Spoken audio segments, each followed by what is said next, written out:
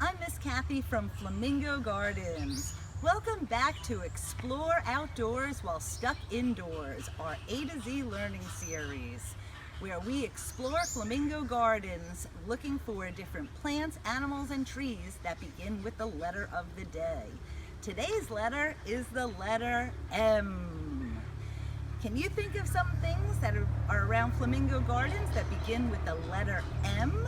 Well, I am standing in front of one of them right now. This is the Monstera Deliciosa. That's kind of a complicated scientific word, so we've given it the nickname of the Swiss cheese plant because it has the big holes in these leaves. The Monstera Deliciosa is another epiphyte. Remember when we learned about epiphytes the other day? And you can see the aerial roots coming down.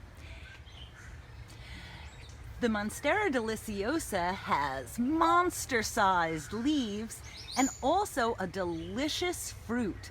Can you see the fruit up in the trees? It kind of looks like a green ear of corn.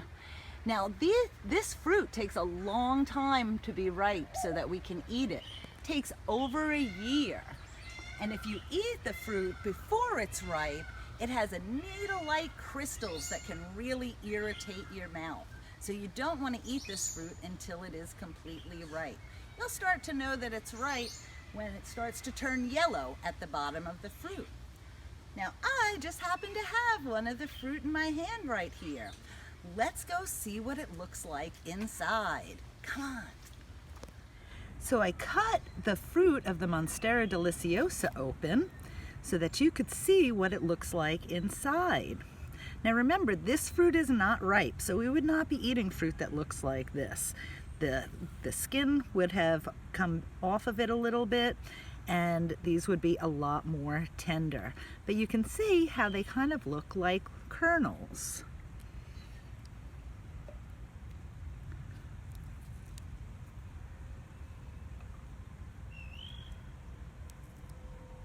M is for mangoes. I'm in front of one of our mango trees in our mango tree grove, and the mango tree is originally from South Asia, and it has this tropical fruit. I'm sure you guys have tried mangoes at home. If you look up here, you can see the flower. The flower is going to get pollinated, and then you will get the small fruit. The mango leaves and sap have the same allergen that is found in poison oak and poison ivy.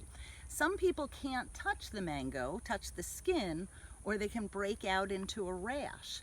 Now, a lot of times, if somebody else peels the mango for them, they can still eat the fruit inside, but some people are allergic to the mango fruit as well. So always be careful that you know what you're touching and what you're going to eat, just in case you're allergic to it. Look how many mangoes are on this tree. These trees can really produce a lot of fruit. Let's see what one looks like inside. So I cut the mango open so we could see what it looks like inside. This mango is not ripe yet. It would still need some time on the tree. But we cut it open just so you could see what it looks like. You could see the large seed or pit right here. And the flesh, which you would eat, is going to be a lot softer when it's ripe and also more yellow or orangish color. M is also for mangroves. I'm in our aviary where we have our mangrove trees, and the mangroves are very important to the Everglades. This unusual looking tree has roots that grow above ground, and they're very close together, so they form these thickets in which other wildlife can live. It's very important to our coastlines too, because the mangroves help with the coast erosion. Now, remember the other day when we were talking about keystone species and we were talking about animals? Well, this plant is a keystone species as well. And do you remember what that means?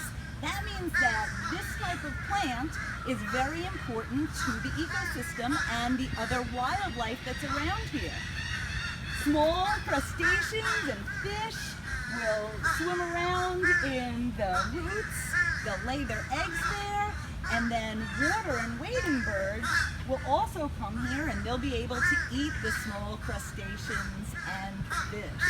So this is a very important tree for us.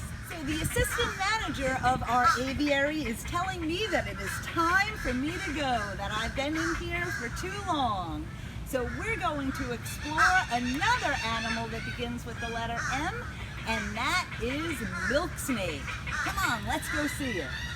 Hi everyone, welcome back to Explore Outdoors While Stuck Indoors. My name is Sandra, I'm one of the keepers here at Flamingo Gardens, and for the letter M, I wanted to introduce you to our milk snake named Mushu. Now take a look at Mushu. He is a gorgeous snake. You might notice that his coloration looks a little bit dull. Now that is because he is in fact about to shed. Take a look at his eyes. They look a little glazy, a little white. Now that is simply because he has eye caps that are also going to come off when he sheds. So once he gets that excess skin off, he's gonna look nice and handsome and very, very bright like normal. Now the reason that these snakes shed is because in order to grow and expand, they need to get rid of that tight skin that they have on them. And he's growing and expanding because he is very well fed here at Flamingo Gardens.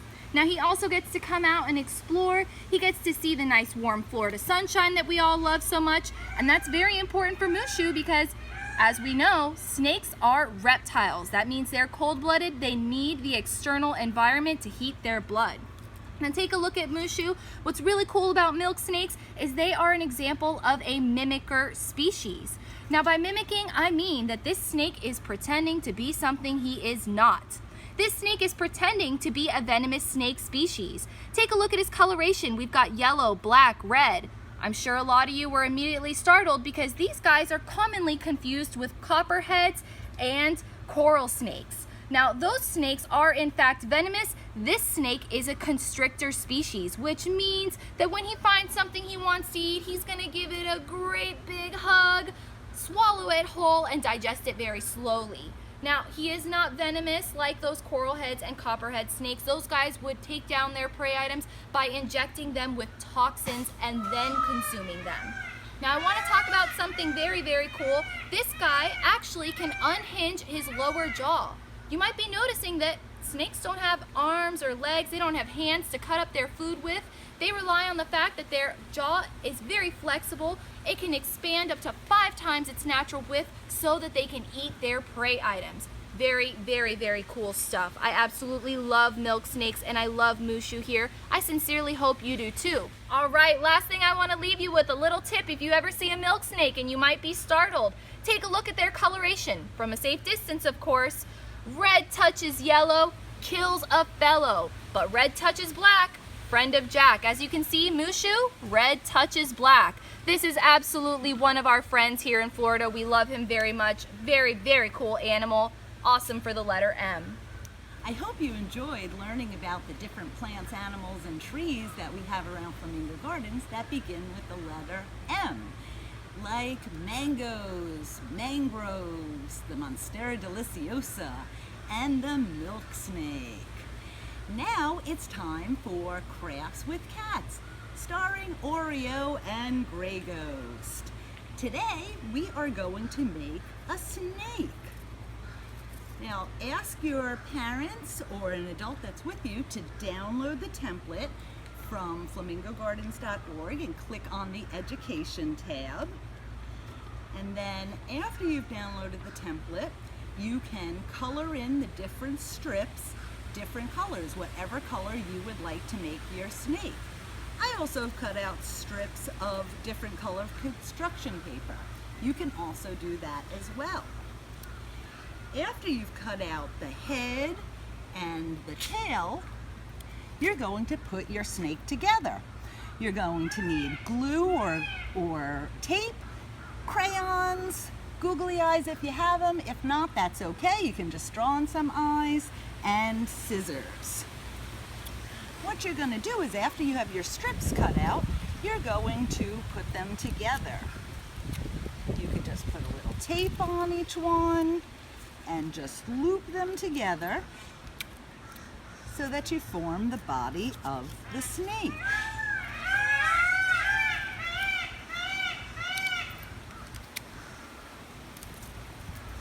You can make your snake as long or short as you like. Remember, this is your snake. Is your snake a venomous snake or is it a constrictor?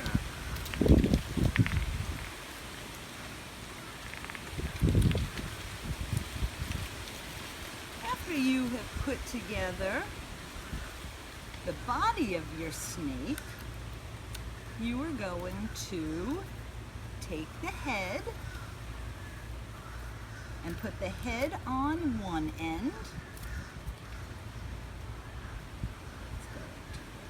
Just like that.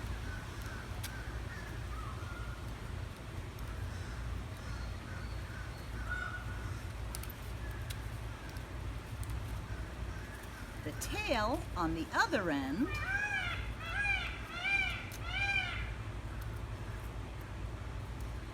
And then you don't want to forget the tongue. So you're going to tape the tongue to the front of his face. Have him sticking out. And then the last are the googly eyes. Now if you don't have googly eyes at home, that's okay. You can draw in a nice pair of eyes on your snake.